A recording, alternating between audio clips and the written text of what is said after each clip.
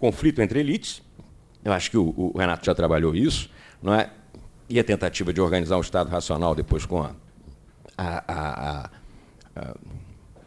aliança do café com leite, mas, sobretudo, a eliminação de qualquer força que trouxesse dentro dela a ideia de justiça substantiva, que era o imperador, que era a coroa.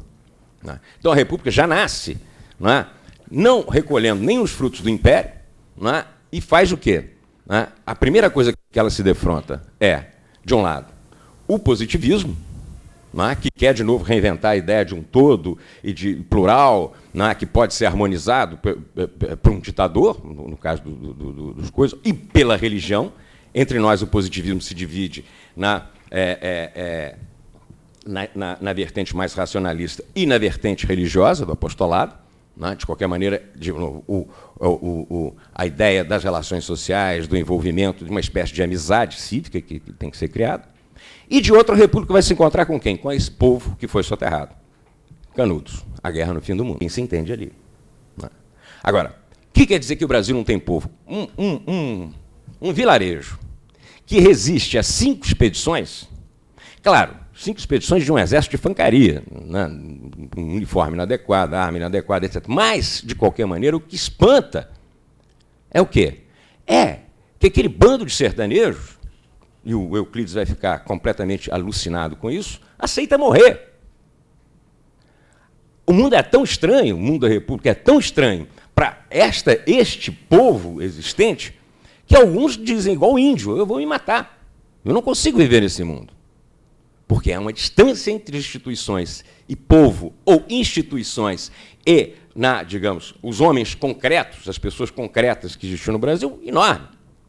E a República faz alguma coisa para separar isso? Não. Daí o tema clássico do Oliveira Viana, do Alberto Torres, que, aliás, é engraçado, esse seminário, alguém apresentou um trabalho mostrando como é que o Alberto Torres convence o Oliveira Viana a largar as posições puramente liberais, com base no direito, migrar para uma ideia de construção do povo. E aí nós temos toda a Semana de Arte Moderna, o movimento, a literatura com o Euclides, com o Lima Barreto no Rio, onde essa ideia do povo começa a aparecer e surgir, e dizer, bom, há um problema, nós não estamos incorporando ninguém aqui. Os direitos são trazidos para dentro da Primeira República, os direitos fundamentais são trazidos, eventualmente, pelos imigrantes operários, que vão ser o quê? Objetos da ação repressiva da polícia. Então, há uma distância, essa distância que vai ser traduzida, já é preciso de uma outra saída incorporadora para isso. E aí nós chegamos num outro momento da República, que é exatamente o período varguista. O período varguista. Num seminário que nós fazíamos aqui no IUPER, Werneck uma vez observou que, no período Vargas, foi talvez o momento em que a sociedade estivesse mais próxima das instituições na história da República. Mas por quê? Porque, de novo, o que volta a acontecer? O que o Vargas recupera, via positivismo, inclusive, mas não só via positivismo, mas via a própria crise do liberalismo mundial, etc., a ideia de que é necessário uma força que mude substantivamente o país e que é possível você criar uma integração nacional a respeito de quê? Da consideração de 2 coisas, das necessidades, dos desígnios, dos projetos de modernização, que envolvem, inclusive, o direito, mas levando em consideração o quê? As questões básicas do mundo concreto, digamos assim, do mundo da vida, ou como existia a realidade brasileira. Então, o que o Vargas propõe? Direitos de liberdade, direitos de participação política, esse é o principal eixo dele? Não. Eu não estou dizendo, ou seja, ele recupera da linguagem dos afetos ou dos sentimentos essa ideia de que, numa sociedade desigual, plural, e opressiva, atrasada como a nossa, não há como você simplesmente lançar a mão dos direitos, porque estes direitos foram trazidos de uma forma completamente abstrata em relação ao próprio, digamos, eles não foram eticamente contaminados na nossa história. Eticamente, que eu digo, por uma adesão popular aos próprios direitos, que, inclusive, permaneciam desconhecidos da população. Então, o que o Vargas faz é exatamente essa ideia. E explorar uma outra percepção, que também é característica da linguagem dos afetos, ou do sentimento, que está no Maquiavel, que está no Spinoza, que está no Marx, de alguma maneira a gente pode ver que esta separação entre Estado e sociedade é uma separação feita no pensamento liberal e na forma republicana francesa. Mas esta ideia não é um dogma que nós precisamos seguir. Né? Em outros termos, o Estado pode ser o grande instrumento de movimentação da própria sociedade.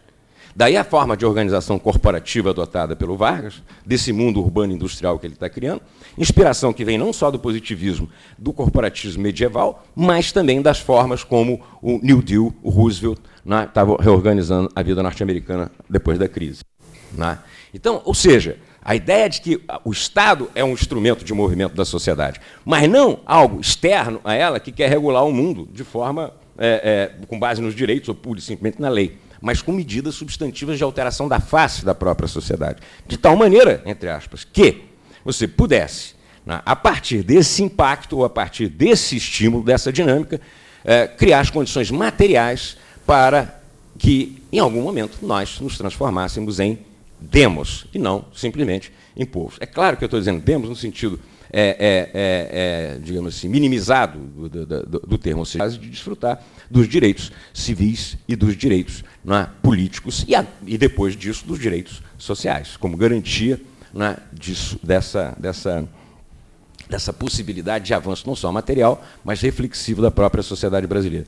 Com isso, eu estou querendo dizer o seguinte: Vargas, Brizola, Darcy.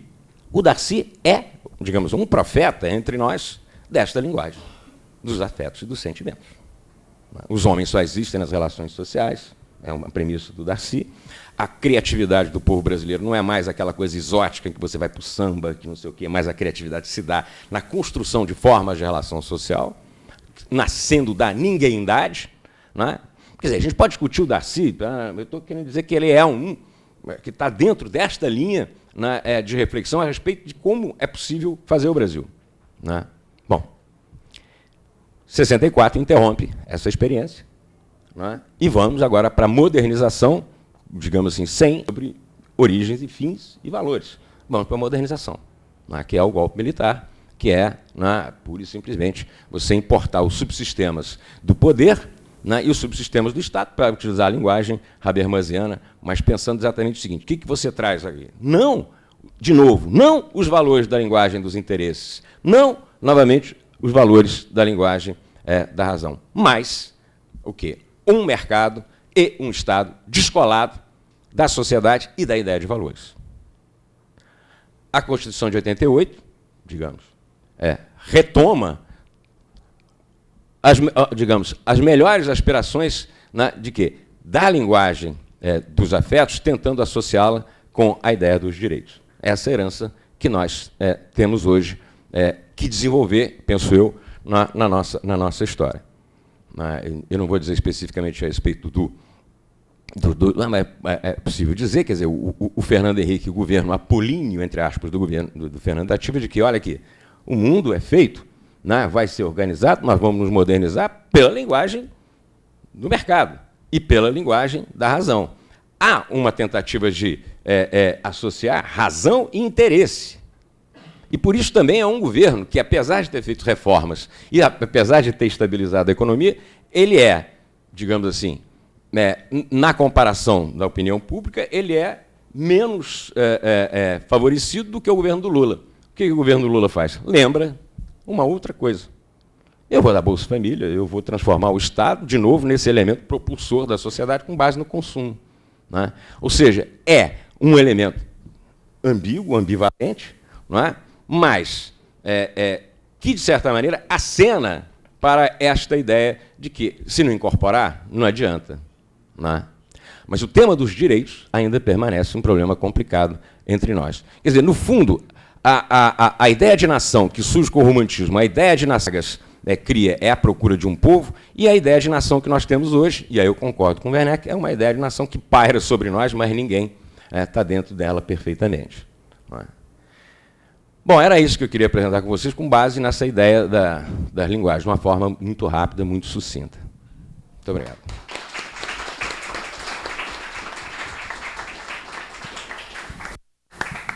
Luiz Eduardo. Então, muito obrigado pelo convite, ao Werneck, Renato, os amigos do Pérgio, obrigado, Diogo, pela apresentação generosa. Um prazer muito grande estar com vocês todos, e estar aqui na mesa com o mestre Werneck, querido amigo e mestre, com o Rubinho e Renato, velhos colegas e companheiros também, na acepção mais tradicional, permanente da palavra. Eu pensei nessa semana que separou o convite do nosso encontro em possibilidade de contribuição e também nas possibilidades pelas quais eu pudesse, expondo ao